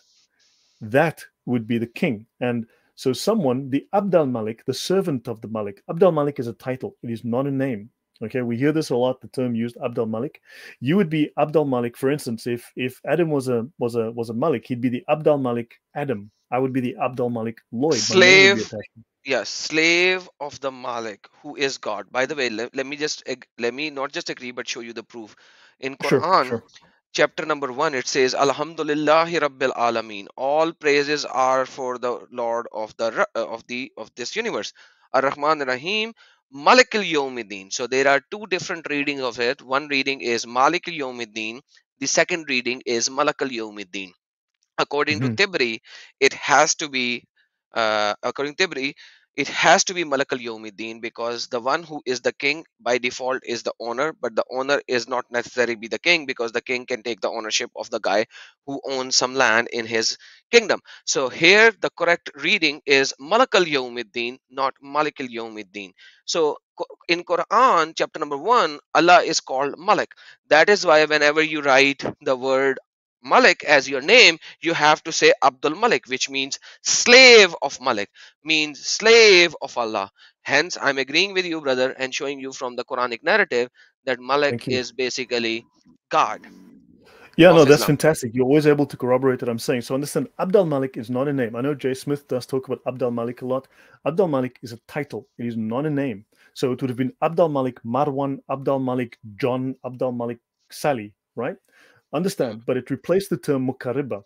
So now think about this. If you are the king, if you are the Malik, who are you the slave of? Well, you're not the slave of yourself, right? Now, the Abdul Malik, the slave of the Malik, would be someone who serves the Malik. So if the king had servants, they would be the Abdul Malik. They would be serving the king. If the king's name was James, then of course they're the Abdul Malik. They're the slaves of the Malik James, right? But if you were the king himself, who are you the slave of? Well, you're the slave of the god, right? And you would be the Abdul Malik of Baal, the Abdul Malik of sin, the Abdul Malik of the God that you serve. You are serving as the representative of that God on the earth. You are the warrior, priest, king. Understand? You are the warrior, king, priest. Understand that, right? Absolutely. So early in the first millennium BC, the political leaders, all the Maliks, okay, created a commonwealth occupying most of South Arabia. This was the Yemenis, right? They took the title Muqarrib, known as Muqarrib Sib, or Muqarrib of the Sabaeans, or the Muqarribs of Sabah, Sheba, the kingdom of Sheba. They're the Muqarribs, right? The Muqarraba. So all of these kings as a collective are the Muqarraba, right? The Muqarraba, Muqarraba, Makaraba, right? There we go back to Ptolemy. He was talking about the Muqarraba, right? The kings of the Sabaeans, the people. Muqarriban was a special retainer of the ruler, someone who served the ruler. A Muqarrib, according to the Encyclopedia of Islam, means a unifier, someone who unifies. In ancient Yemen, a sovereign superior to the kings. So this is someone who is greater than the kings, like an emperor. He unites, he joins, he unifies. Okay, Muqarrib, unifier. Muhammad was a unifier by force, obviously by force of arms. He unified all the tribes. He joined all the tribes together under one banner, right? So many impressive buildings in southern Arabia were temples dedicated to pagan deities. The earlier rulers of Sabah or Sheba bore the title Muqarrib, which combined the functions of prince and priest. Muhammad was like royalty, and he was the priest. He was the warrior priest king. So this idea that Muhammad came up with is based on the history of what was Yemen. And when these guys invaded Arabia, they brought that same concept that he had to be a warrior king serving the god, right? A Muqarrib is a priest king, right? Because these moon gods were all war gods, you're talking warrior god. And the plural when romanized, I think very easily becomes Muqarraba, Makaraba. You see, Muqarraba, Makaraba. Adam, does that seem sensible to you? Kind of, because you are connecting the two joints, and yeah, Yeah, Mukarib, if you're Greek Mukarib. and you hear the term Makaraba, right? You're gonna Latinize it. You're gonna make it into your language. You're gonna convert it. And Mukariba, Makaraba, those are very, very similar. Yeah, so it will become Mukarrib, right? So Mukarrib is in Quran. If we see Mukarrib, it's like the one who is very near, close. That's the Quranic narrative. But the way you are describing it, man, that's Mukarrib of who? By the way, Allah says that you have to be Mukarrib of Him. By the way, and that's very very easy to see how Allah describes Mukarrib to be. I'm not Right. saying that. That's We'll Allah see saying more that. about that. Yeah. So let's look at ad, joining together. Okay, a contract, a written designation of succession left by a caliph from the time of the Umayyads. Okay, onwards. But then also, ad is a Quranic term meaning God's covenant with men, and he's talking about the believers, right? And then in law, ad is a political enactment, okay? Land which has capitulated before conquest. And then the same term, ad, uhud, joining together, a unifier. Understand? We spoke about the unifier, right? This is the same concept within the Islamic law, joining together the unifier. So political enactments, it's a political action, land which has capitulated before conquest. So it's a contract, it's a legal religious contract as well as ownership through conquest. Do you understand the context? This is very much what these guys believe. And in mysticism, Ahd is also the covenant, vows which vary. Okay, so that there's always these mystical terms related to Islam. But I wanted to mention that this is the very same, talking about the believers. The believers all adopted the idea that they had a political, religious, military purpose, right? So Interesting. Mukarib, now we talk about Malik and Al Makkah. So you had the place of refuge. The inscription placed on the wall of the temple talks about the Mukarib of Sabah, who erected the wall of the house of Al Makkah. The Mukaribs all served Al Makkah. Okay, the Mukaribs all served Makkah, right? And then we talk about within the Quran, you have Al Sabikun, the foregoers. These are people who went before, people who came before, right? Basically the descendants of the Prophet, the ones who carried his authority. And the term derives from the Quran, right? This would be 56 verses 10 to 11. Well, Sabikun al Sabikun Ulekam Mukaribun. So this is actually within the Quran. Okay. When it says here, apparently, how could we not be superior to the angels since we preceded them? And this is in relation to Muhammad, apparently. So the ones who served, the Mukarribs who served Allah, are superior to the angels because they preceded them. So this is one of the sources. Sabaknahum, in the knowledge of our Lord, because this is where Muhammad's deity also starts to come from. We see within the Sirah, Muhammad becomes a deity. Your thoughts, Adam? Wow, So notice that. this is particularly very very deep, very deep, because Quran actually talks about Mukarrib in a couple of places. One of the place is that when they will be given a drink, biha al mukarribun. Let me just show you. I'm already there. This is very interesting, by the way. By the way, they have to translate it in a different way, but I'm going to show you that this actually goes to drink of their God. You will recognize in their faces the radiance of the pleasure. Like Allah is talking about the ones who will go to heaven. They'll be given the drink, pure wine and seal, and the last of Mhm. it is musk and etc, and it's mixture of tasneem. Let's talk about tasneem some other days. And then he says alaina, and from ainan, sorry, not alaina, ainan, a spring, right? Yashrab, that you will drink from, biha, from it. So a spring from which you will drink, al mukarribun, drink of what? Allah, of their God. But they have to say Mukaribun, the one who are near. But it's a drink of Allah that He has made a spring. So if I go by the way you are describing it, it also fits in the Quranic narrative of Quran chapter number 83, verse number 28, Interesting. because that's the place where Allah is going to give drinks with His own hands. If you go by every scholar, you will realize that in the Jannah they will be given drink. Allah will be giving them drinks with his own hands. Many of the hadiths, I will not show them right now over here, but let's look at 56:10 to 11, which you showed. And it says the fortuners, and the fortuners, like the one who are very very fortunate, they go all the way up.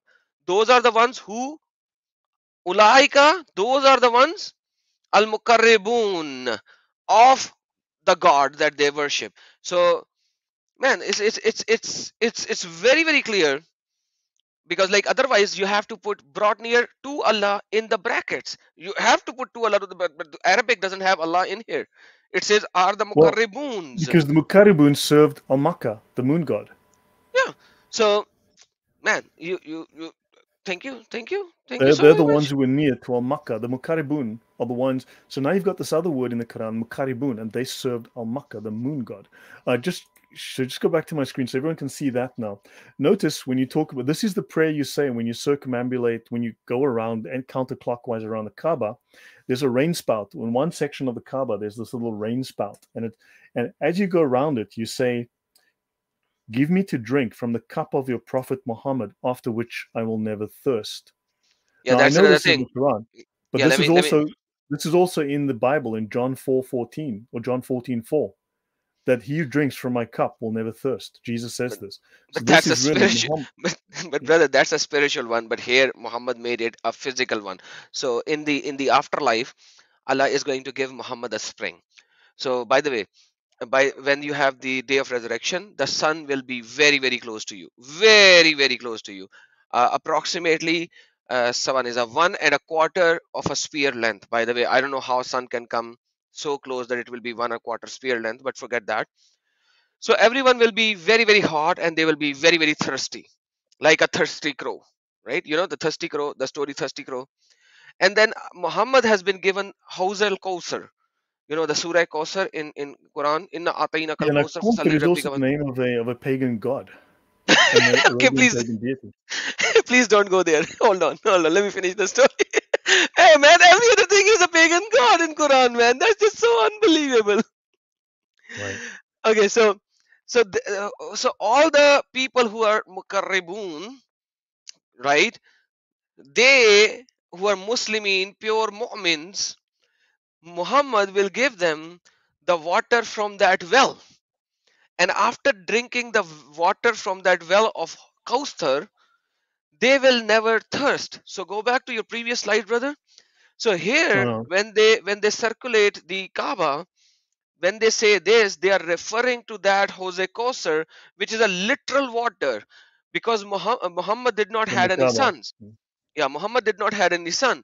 So Allah supposedly gave him the Hode Kausar. Oh Muhammad, there you go, have Hode Kausar. We are not going to give you any son. And this is literal. It's in literal meaning. But when Jesus said, drink from my cup, he is not talking about the literal cup and the literal water. Like, that's how stupid it is. Muhammad did not know jack about what he is saying. He just mixed Right. everything. I'm Exactly. sorry to So divert now, cool. the. Yeah. Yeah. Okay. So let's finish off this. I want to finish up because it's Yeah, after it's 1 pretty a.m. late. for me here. So guys, so I wanted to talk about this Mukarib thing, right? Because the Mukaribs, which is mentioned in the Quran, as Adam has demonstrated as well, it's very much these are people who follow the god Makkah, right? These Mukaribs specifically follow the god Makkah. Within the Quran, that is taken straight out of this Yemeni Sabaean belief, this Babylonian belief. So these people were led by Mukarib, a sovereign superior to the king. So Muhammad believed he was superior to everyone on earth. He is superior to the kings. His name is a unifier, okay? The Tawhid, the unity, and all that. And of course, the building of this temple of Al Makkah, the great god of the Sabaeans. So these guys would have, they would worship the god Al Makkah, Al Muk, right? Makkah, right there. So you've got that. So these guys, the Mukarrabs, are strictly and specifically in Yemen related to their worship of Al Makkah and the temples of Makkah, right? So in South Arabia, there was the kingdom of Sheba, capital at Marib, okay? And the leader of the tribal confederation, right? He believed he had to unify all the tribes, which he did, right? He was given the title Mukarrab, okay? And so there you go. So I just wanted to mention that this whole idea of the Mukarrab, eventually, we'll talk more about this, becomes the Malik, right? And the Malik Wow. has to do war. He is the religious military king, right? So these are priest kings, these are federators. They have to join everything. In the 4th century, the title Mukarib, the Mukaraba, right, which is where we get the term, I believe, Makaraba from. So the Mukaraba, because that's the plural of Mukarib, Makaraba, right, which is Makaraba on Ptolemy's map, which is in Yemen, right? And the title was replaced by Malik or king. Now, I'll pause here for a moment, but I will let you know. Um, By the way, just to let you know, yeah. Mukarrib, you use the other kind of a calf. There is a calf with a dash. You should use the calf with two dots. So there are two types of calf and calf. Depending on Okay. how, the Yeah, pronunciation with is the a little bit Yemeni, different. it would be ka, but in Arabic, it would be ka. Yeah, so with a calf with the two dots on the So, top. so the term Malik, also the term MLK, while it does mean king, it also means Moloch. Oh no, no Okay, kidding, no kidding. it also means Moloch, and we all know who Moloch is, right? I don't have to talk Yeah, the about. one the one people were worshipping and sacrificing their sons on his hand while burning So wood Moloch underneath has him. different names. Okay, Moloch. Now look, I'll go into this in the future. We'll pause here tonight, but Wow. when you look at Moloch, okay, the god Moloch, right? This was the god Moloch. Okay, Yeah, so Moloch is related to Baal. Moloch is related to all of these pagan gods. Okay, so the term Malik, Abd al Malik, the slave of the Malik, could also mean the slave of Moloch. crazy. Wow. That is Okay, that is that is just absolute craziness, brother, over here. Wow, I'm amazed. Yeah. That So I will go into more of that another time, but we'll talk about some of that. But I actually do mention Baal and Moloch in these I think notes. we I mean, I can we will can get start next time from Ball and Malik, because it's already over two and a quarter yeah. hours No, of because our live look, for stream. instance, Quran 84. Okay, you've got Al Yeah. Mulk. You've got a chapter called MLK, which can mean the king, but it doesn't mean the human king. It can mean the king, the god king. But Al Malik, but Malik specifically was Moloch or Molech, right? Who was this god they sacrificed children to. So Malik, oddly enough, specifically refers to this pagan deity. Hmm. Crazy as it can sound. Yeah, But just all guys, of these connections, all of these pagan connections. It's just crazy that they've taken all these words that have pagan connections. there are so many, it's unbelievable. By the way, Malak is in the so every Muslim actually recites Surah Fatiha 17 times every day if they only recite the five Farad prayers. If they recite the Sunnahs and the Nawafil as well, it goes up to 70 plus times. And And they then, talk about Malak. Allah yeah, is the right. Malak. And who happens to also be Moloch, right? Or Moloch or Malik. So it doesn't necessarily mean that, so he could be the god that is the king that they serve, right? And then also Allah happens to be the Lord of Sirius, right?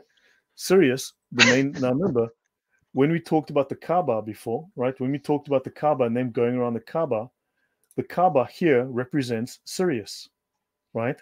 And they go counterclockwise around Sirius the way the stars go counterclockwise around Sirius, because Allah is the Lord of Sirius, Let me show you right? And something else. You know what there's Sirius is connections to Sirius as well. yeah, Yeah, according to you? What is Sirius? Sirius is a pagan god, right? the pole star. Well, it also happens to be a pagan god. Yeah, and Yeah, unfortunately, it also happens to turn out to be a pagan god. Yeah. exactly. So check this out. Let me give you evidence that Muslims actually agree with you. For the first time, Muslims do agree with you. It says the Rab of Shara, the Sirius, right? Now look at one footnote. A Well, star worshipped by some of the pagan Arabs. yeah, I know. Let me show you. Let me show you what I've got here. So let me stop here. So, so this guy, the Lord of Sirius. Okay, remember we said that Allah. So Allah was the name of Al Makkah. Makkah, I say, is probably the name where Makkah comes from, right? Makkah was Hmm. the temples where they served the god Al Makkah, right? Hmm. Right. This is Makkah. Now Makkah was also known as Sin, and who is the Lord of Sirius? Well, he happens to be Sin, the moon god. It's just like Yasin, because Ya simply means in Arabic, Ya means oh. For example, you said, "Oh God." When you have to say "Oh God," you have to say Ya Allah, right? Well, Yasin means Yasin. So Ya means yeah, oh, sin is the you are already saying. there you go. Oh, human being. They say they don't know what it means, but it means Ya sin. Now notice Ya is also the original root of the term Ya, which this is a Semitic root. We have Yahweh, okay? And there are numerous moon gods also called Ya. Understand? There are Babylonian and Egyptian and other gods whose their name has Yah in it. Yah. But Allah is Yahweh, right? So you've got Yah, which originally in the Babylonian context is a moon god, and Sin, who was the father of the moon gods, the main gods, Yah, Sin. And the Islamic scholars say we have no idea what that means, but both of these are the names of pagan moon gods. By the way, Ibn Kathir actually writes in his tafsir, which you will not find in the English, but in I the have it right Arabic, here. Oh, sorry, no. yeah, in Okay, yeah, Arabic, he sorry. actually says that according to the Yemeni language, Yasin means ya insan. Insan means human. It means? Human. Let me see. Yeah, Let me Insan al open that. Kamil is the perfect man. But yeah, Yeah. okay, well, so true, but I think that's guessing because we know who Sin is and we know who Yah is. Yah is a moon god. Okay, Yah happens to be a moon god. Moon god. The Yeah. Egyptians called him Iyah. Okay, but he was also called La in at least one reference. He's called La, but he's called Iyah as well. He's the Egyptian moon god. So it's all moon gods. All of them are moon gods. I'll stop here. I think I'm done for the night. I need to go. But hopefully, guys, you see all these connections, these pagan connections from Egypt, Babylon, Canaan, Sumeria, you name it. all of these things, and the Arabian moon gods of well, all of them Babylonian moon gods. They copied the Babylonian moon gods, and so all of these terms, all of this history, all of it is originally from the Babylonian pagans, and it went to Yemen, and then it went into Arabia. Yeah, let me show you what Ibn Kathir is saying as well, because some scholars actually knows what it means. Let me show you. This is 36:1, Surah Yasin, verse number 1, Tafsir Ibn Kathir, Arabic. You will not find it in English. This part they do not translate in Arabic.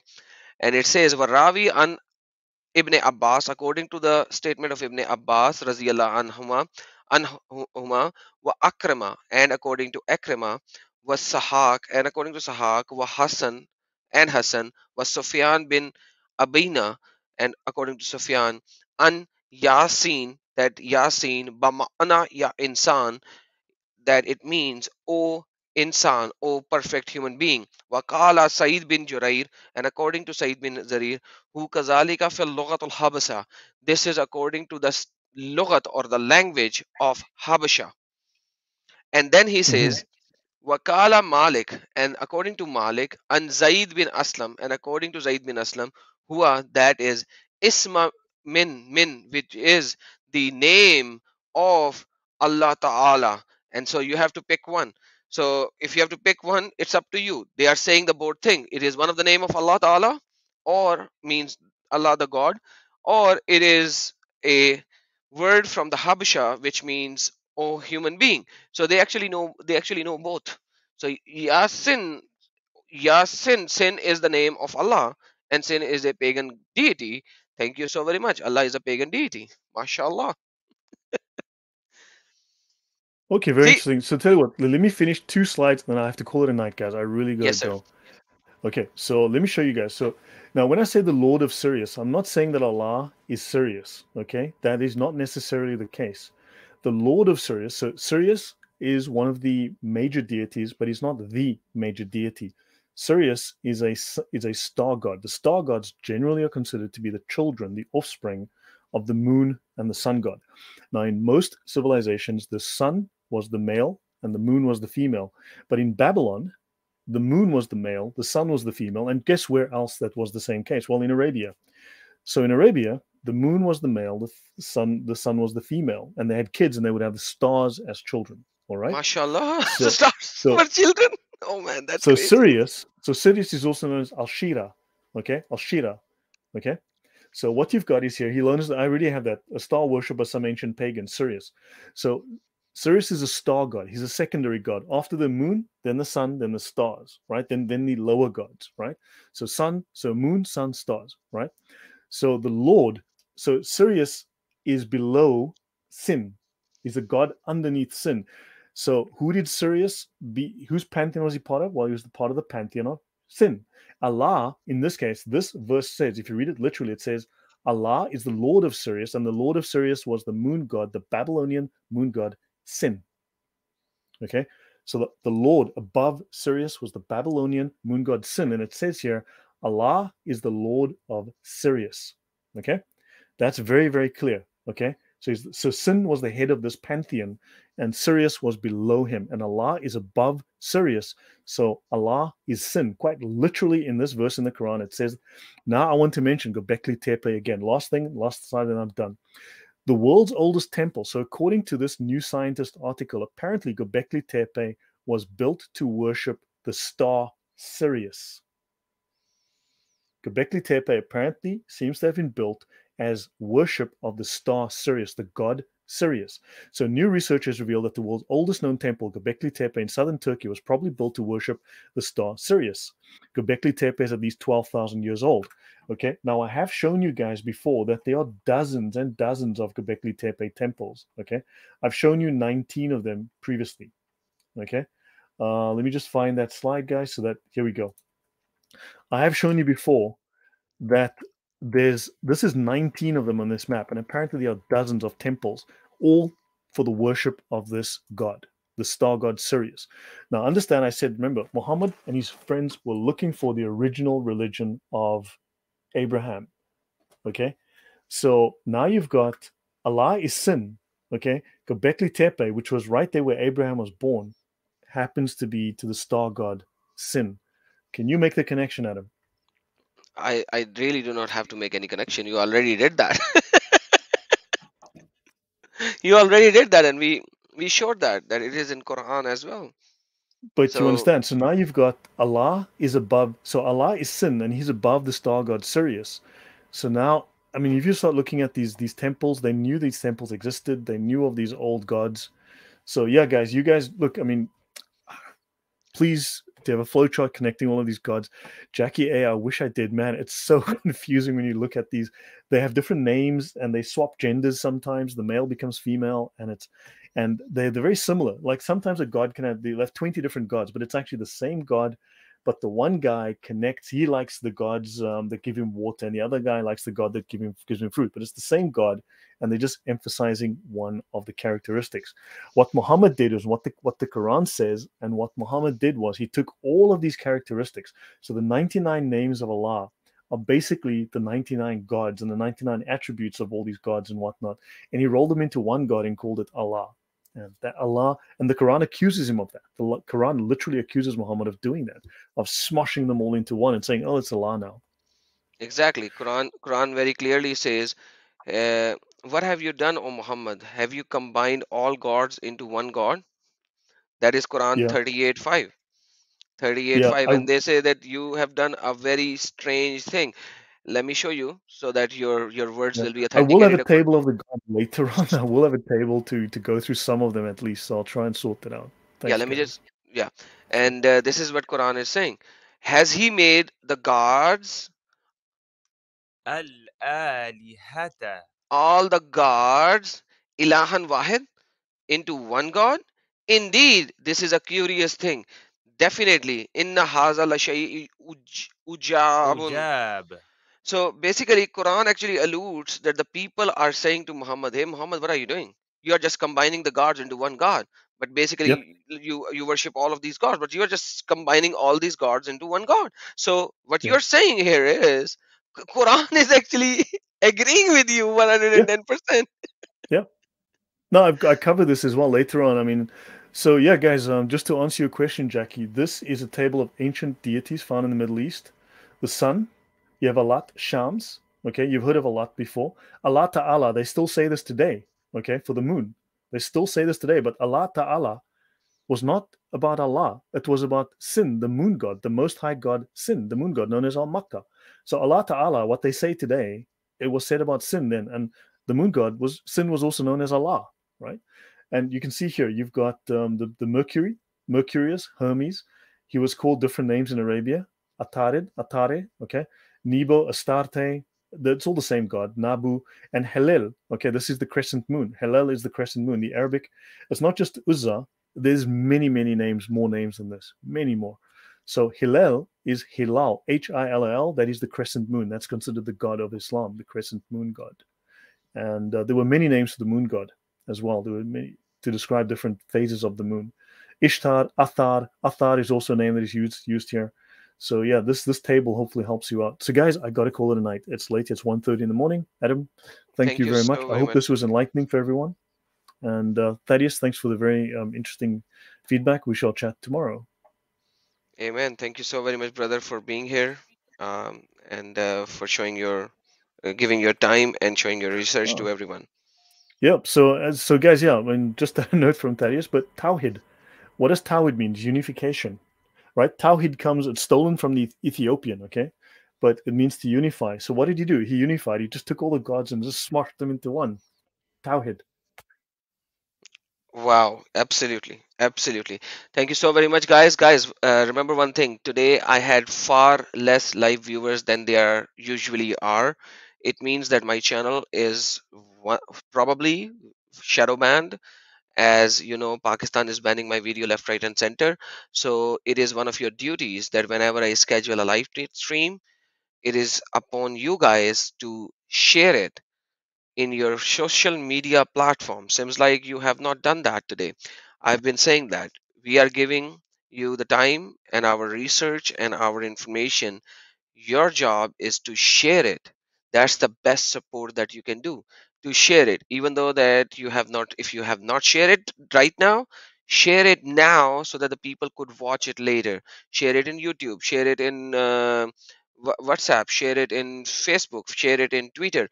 Share these videos. That's the best support that you can do for us, because this information needs to go everywhere. I need to see more people watching this. This is a deep study, a huge deep study by our brother Lloyd. He has gone through many books to give you this information. It is not a day job that he did, it is a job of years that he did. Brother Lloyd, thank you so very much for being here. Any last words before I Welcome. end the stream, brother? No, thank you guys. I hope all this was coherent and made sense. Obviously, we don't have video of that time. We don't have a signed confession, but hopefully you can see all of these connections, these words that mean the same thing, these words that sound the same, these words that are all connected. You can just see all these links and all these gods. I mean, it's just all the same, and you can see that this is clearly all this evidence just points in one direction only. And that So is the yeah, that's it pagan for me. deities. Thank you, guys. Thank you so very much, guys. Have a blessed day, evening, or night, wherever you are. Thank you. And Yeshua Akbar Akbar al-Azim. Lazim.